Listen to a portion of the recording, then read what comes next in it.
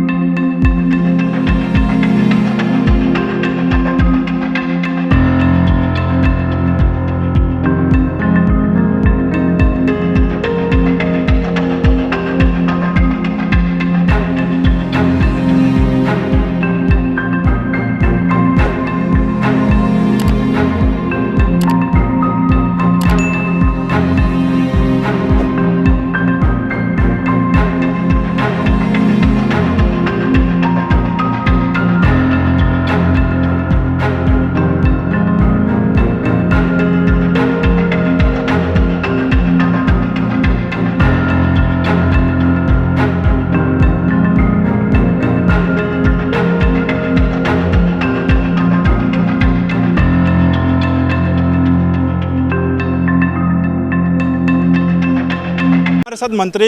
गिरीश चंद्र यादव जी हैं। सर, आज मुख्यमंत्री आए थे, क्या कुछ मंत्र उन्होंने दिया? माननीय मुख्यमंत्री जी ने बनारस लोकसभा क्षेत्र से जो हमारे प्रत्याशी हैं, देश के यशस्वी प्रधानमंत्री जी, चुनाव की दृष्टि से कार्यकर्ताओं की एक बैठक किया है। उनका उसमें मार्गदर्शन मिला है कि निचली इकाई तक बूथ, जो हमारी बूथ की समिति है, पन्ना के प्रमुख है, उन सबको जो है ठीक करके जो है और बूथ स्तर पर गांव में जाकर लाभार्थी हमारे हैं उनको से संपर्क करना, नौजवान हैं, युवा हैं, किसान हैं, उन सब के बीच जाकर केंद्र और प्रदेश सरकार के जो काम किया उसकी उपलब्धियों की चर्चा कर कर दुनिया में जो भारत का नाम करने का काम प्रधानमंत्री जी ने किया है, देश का नाम रोशन किया है और एक तरह से कहा कि विकसित भारत संकल्प यात्रा हो या गांव चलो अभियान हो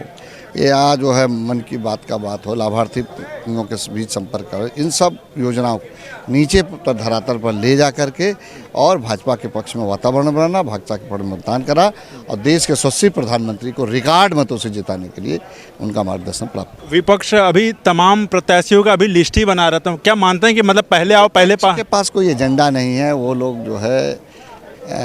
उनके पास कोई थीम नहीं है, कोई सोच नहीं है, कोई वैचारिक विचारधारा नहीं है,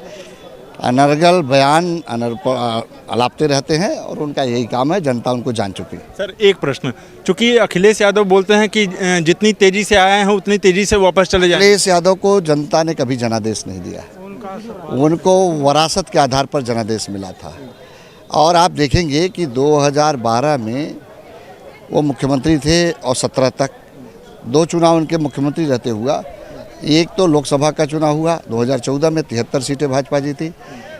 विधानसभा का चुनाव हुआ, उस चुनाव में भी 325 सीट भाजपा गठबंधन के साथ जीती, तो मुख्यमंत्री थे। जहां सब प्रकार के आरोप लगाया करते हैं, ईवीएम को लगाते हैं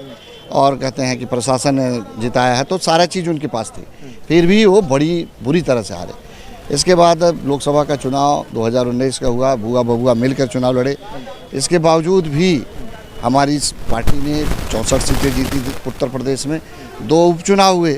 रामपुर और आजमगढ़, जिसको गढ़ मानते थे, वहाँ भी भाजपा का परचम फहराया, 66 हो गई हमारी सीटें।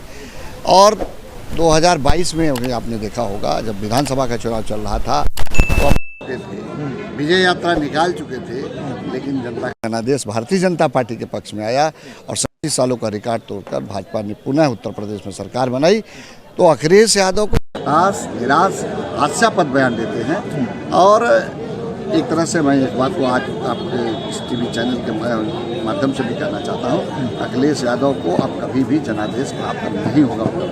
ठीक है सर, आपका बहुत बहुत धन्यवाद। ये थे मंत्री जी, तो उन्होंने बोला कि अखिलेश यादव को अब कभी भी जनादेश नहीं होगा। तो रोहनिया पार्टी कार्यालय से मैं अशोक पांडे, धन्यवाद।